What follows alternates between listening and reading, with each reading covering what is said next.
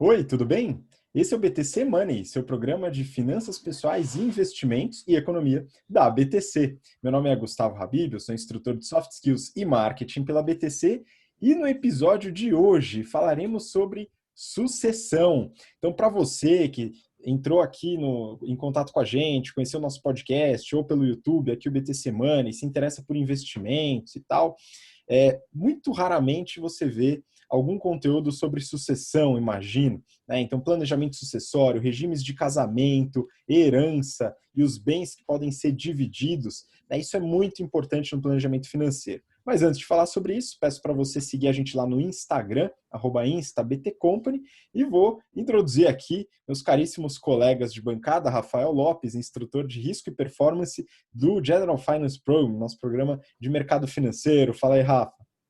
Fala pessoal, prazer estar com vocês novamente. Hoje vamos falar de um tema que alcança, impacta a vida de todo mundo vai passar por isso, ou quase todo mundo, por isso em algum momento na vida, né? Se preocupar, como é que eu faço para optar, qual a melhor escolha de casamento, né? De regimes de comunhão que existem. Então vai ser bem bacana falar sobre isso. A gente acabou de terminar as turmas do GFP e do GBP, sucesso total, todo mundo feliz, alunos elogiando, né, contentes com as turmas virtuais, com os virtual lives. Então, vamos que vamos, mais um episódio, bora lá. Excelente, Rafa. Vamos, muito orgulho das turmas aí que a gente finalizou essa semana. Boa. E com a gente também, Marco Palhares, instrutor de investimentos do General Business Program. Fala, Marquinho. Grande Habib, grande Rafa, é sempre uma honra, um prazer estar aqui nessa bancada maravilhosa, nesse 48º do nosso BTC Money. Aproveitando para lembrar para o pessoal, né, Habib, que dia 17, essa quinta-feira, tem o nosso querido programa ao vivo do BTC Journal, com nossos queridos Habib, Maiara e o Renato Aracaki. É isso, Habib, vamos que vamos! Vamos lá, pessoal, tem muito assunto, né? Então, para você que está acompanhando a gente pelo podcast, no BTCcast ou pelo YouTube, né? Esse tema é um tema um pouquinho diferente, mas dentro ainda do planejamento financeiro e fundamental para elaborar a sua segurança financeira ao longo da vida, tá? Então vamos lá, pessoal. Lembrando que semana passada a gente falou sobre seguro de vida. Seguro de vida, como o Marquinho muito bem colocou, especialista aí no tema, né, é um instrumento que ajuda no planejamento sucessório. No episódio que vem, a gente vai falar sobre outros instrumentos também. Então, segue aqui a minissérie sobre sucessão. Mas hoje a gente vai falar sobre os aspectos gerais de sucessão, onde se aplicam e por que isso acontece.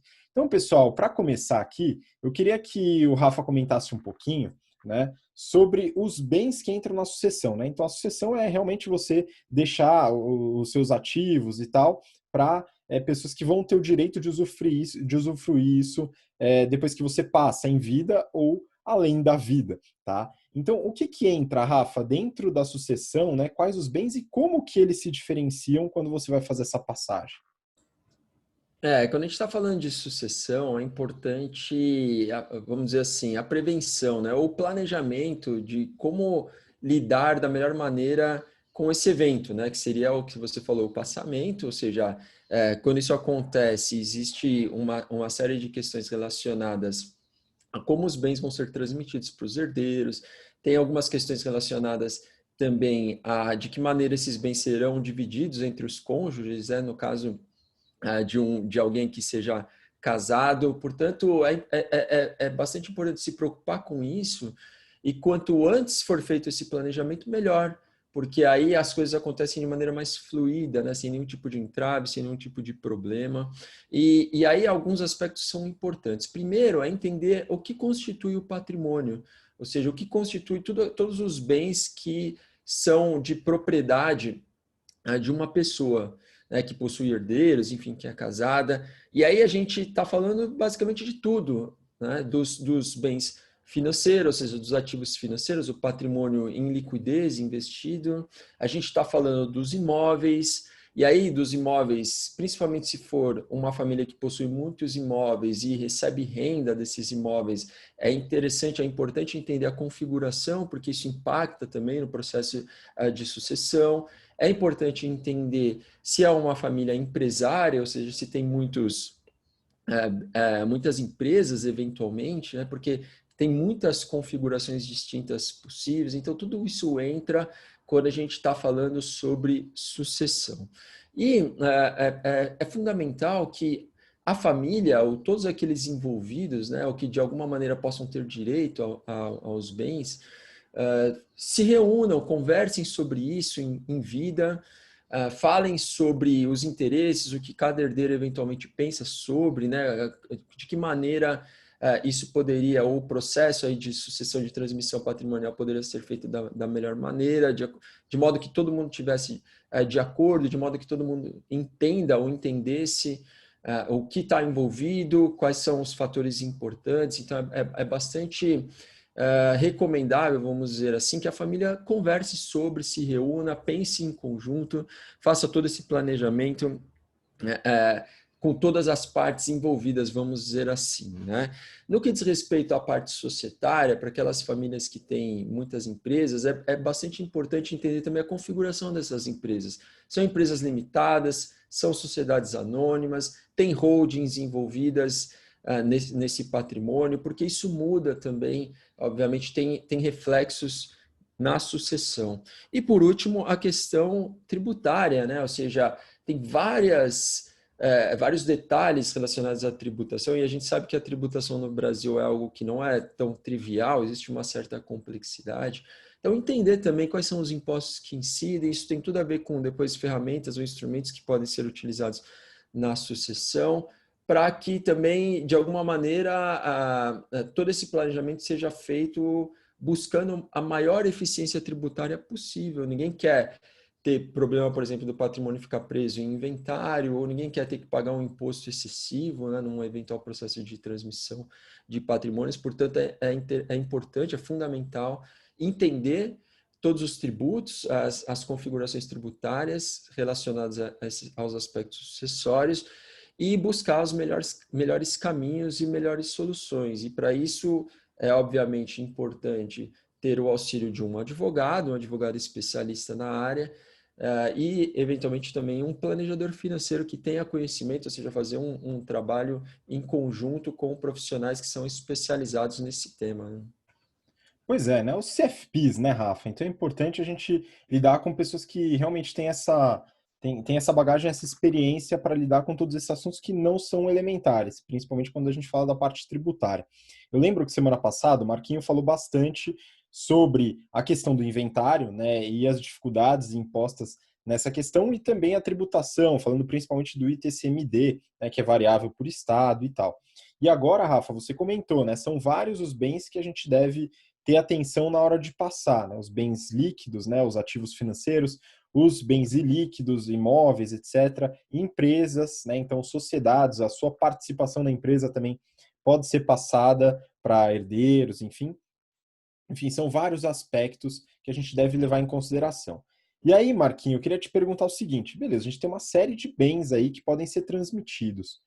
Mas para quem irão esses bens, né? Como é que funciona essa ordem, né? Existe uma ordem? E aqui queria falar um pouquinho sobre herdeiros, né? Os legítimos, e também a gente começa a falar um pouco sobre os regimes de casamento, que isso vai influenciar bastante. É isso aí, Habib. Excelente pergunta. Falando de sucessão, né? Então, ao longo da nossa vida, a gente vai construindo o patrimônio, e a sucessão nada mais é do que o planejamento para quem que esse patrimônio fica.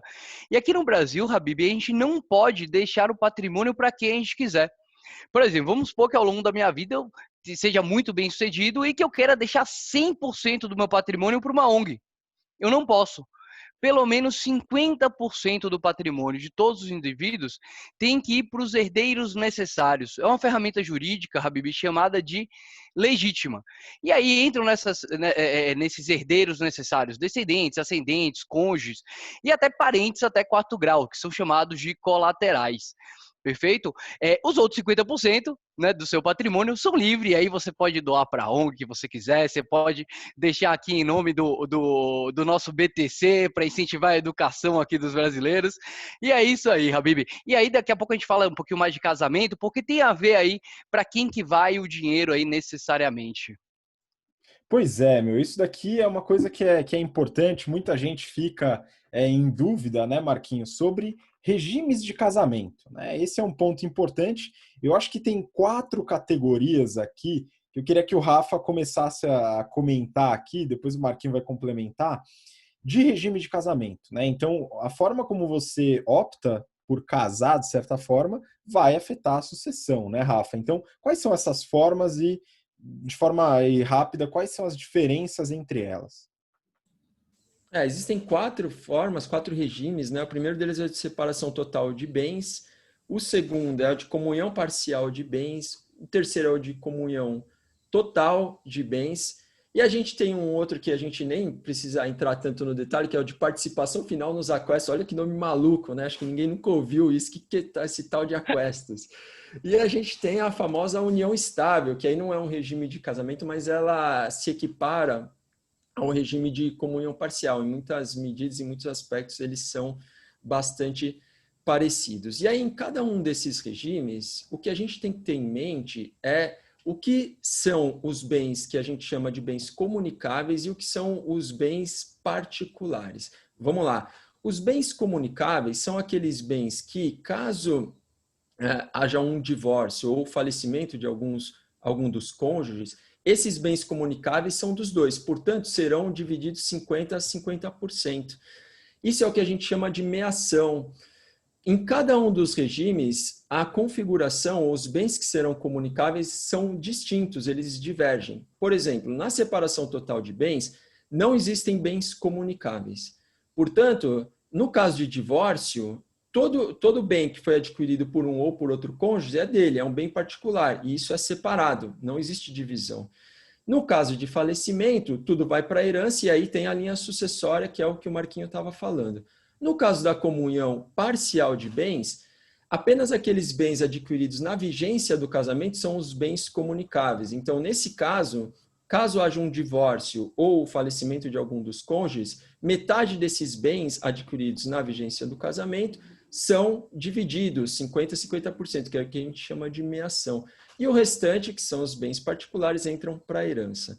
No caso da comunhão total de bens, todos os bens são comunicáveis. Tudo aquilo que os cônjuges já tinham antes do casamento e adquiriram na vigência do casamento, entram na meação. Então, vai 50% para cada, os outros 50%, bem particular, vai para a herança. E aí segue a linha sucessória.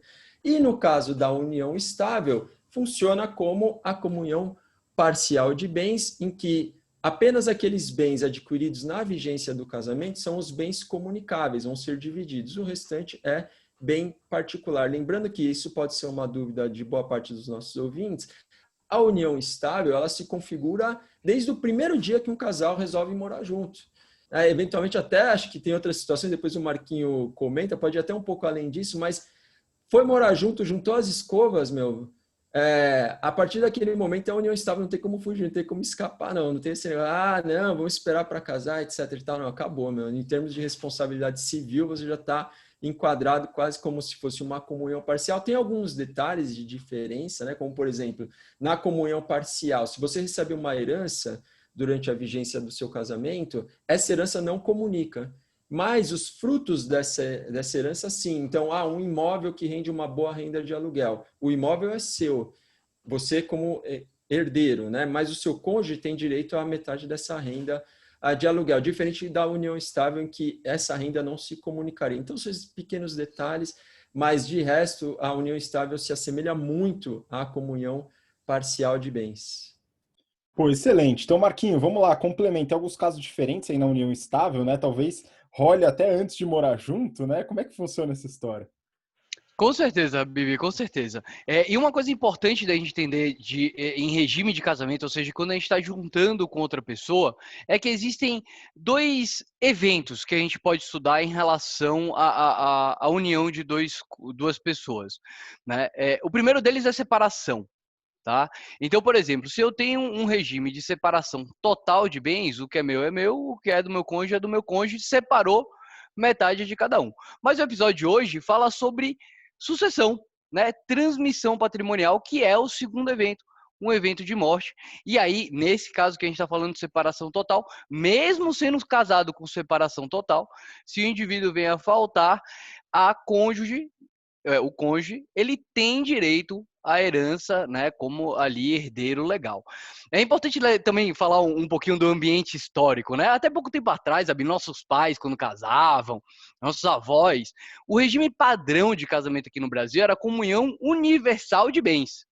É o seguinte, o que é de cada um agora é dos dois, a partir daquele ponto. Vai tirar algumas exceções ali de herança, alguma coisa, algum contrato que você tenha isso especificado, mas basicamente o patrimônio de um e o patrimônio de outro, eles se juntam e agora tudo é dos dois, de forma que tanto na separação você tem metade de cada um, quanto numa eventual morte, você tem a meação, ou seja, metade da grana, metade do patrimônio efetivamente já é do cônjuge, e a outra metade aí vai para as linhas sucessórias. Esse é o universal, que era lá o mais padrãozão. Hoje, pessoal, que vocês forem casar e vocês não registrarem ou pedirem algum regime diferente, vocês vão casar no regime de comunhão parcial de bens.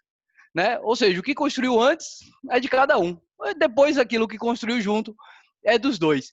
E aí, já entrando na sua pergunta, Habib, da união estável, né? Que você perguntou, pô, mas que é essa união estável? O Rafa comentou para a gente, muito bem explicado, que a união estável se parece muito com a união parcial, né? Com comunhão parcial. O que eles construíram dali para frente é dos dois. E hoje, Habib, a justiça brasileira, ela entende como união estável, não necessariamente, Rafa, unir as escovas, mas qualquer tipo de intenção de construir família.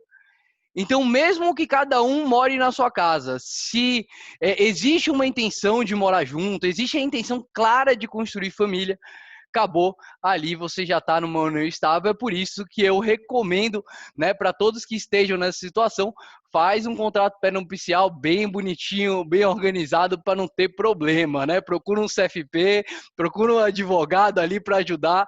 É melhor ter um pouquinho de burocracia antes do que dor de cabeça lá no evento inesperado, né, Habibi? Pois é, Marquinho. E assim, só para a gente fazer um esclarecimento rápido aqui, né? Dado que a gente já passou da década de 70, né? Vale a gente fazer uma pequena atualização, porque vira e mexe eu ouço ainda com um pouquinho de pesar, né? Aquelas piadas, né? De se separar, a mulher vai pegar tudo que eu construí e tal. Só para ficar bem claro aqui, que quando um casal constrói alguma coisa, independente de onde vem a receita é do casal, tá, pessoal? A não ser que você, que gosta aí de trabalhar bastante, 12 horas por dia fora de casa, também use o restante, as outras 12, para lavar banheiro, dar de mamar e fazer todas as outras atividades que são do casal, né, pessoal? Então, muito importante, mas como o Marquinho falou, acho que é muito interessante a gente ponderar todos esses aspectos antes, né, com um pouquinho de planejamento. A gente se assusta às vezes de fazer esse planejamento, mas é muito importante. Pessoal, não sei se vocês querem complementar, Rafa, se você quiser colocar mais algum ponto aí sobre a discussão, manda bala.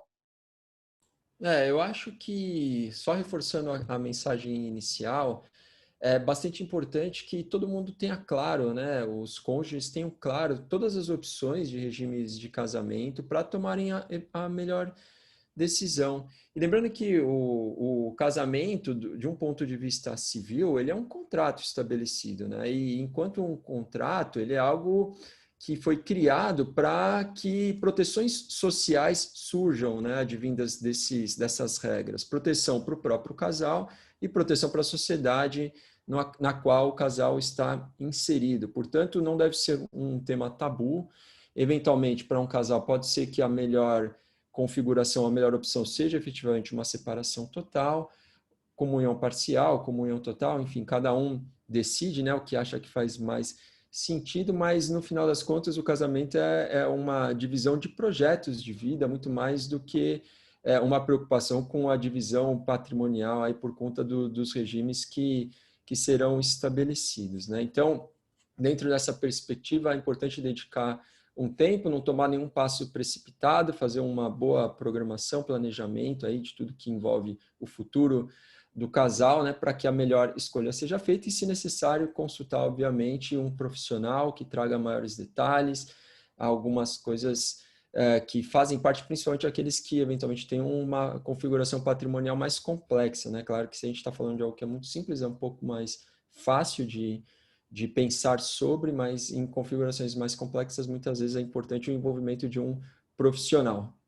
Acho que é isso, pessoal. Então, eu espero ter auxiliado, esperamos ter auxiliados auxiliado o nosso público, né, com algumas informações aí complementares adicionais sobre os regimes de casamento. E até o próximo episódio, pessoal. Um grande abraço para todo mundo. Valeu, Rafa. Brigadão. E Marcos, se tiver algum ponto aí, e manda sua despedida para o pessoal. É isso aí, Rafa, é isso aí, Habib. Só lembrando, a gente falou um pouquinho no episódio anterior, né, a importância desse planejamento. Nesse episódio a gente falou um pouquinho para quem que vai o dinheiro, né, da obrigação de ir, falamos um pouquinho de casamento, como se isso relaciona ali na sucessão, efetivamente falando, mas é sempre importante lembrar que esse é um processo caro, né? A gente falou no episódio passado dos 3 principais custos dessa transmissão de patrimônio, que é o imposto, o advogado e os custos burocráticos, e é por isso que eu os convido a assistirem o próximo episódio, que a gente vai falar sobre ferramentas que auxiliam justamente nessa transmissão de patrimônio, nessa sucessão, para garantir, principalmente, gente, a continuidade, a permanência daquele patrimônio que tão arduamente a gente conquistou. Até o próximo episódio, pessoal! Valeu, Marco. Obrigado, Rafa. Obrigado você que acompanha a gente até agora. E fica o convite do Marquinho para você acompanhar o próximo episódio, que sairá, claro, na próxima semana. Então, nos vemos lá. Um grande abraço. Tchau, tchau.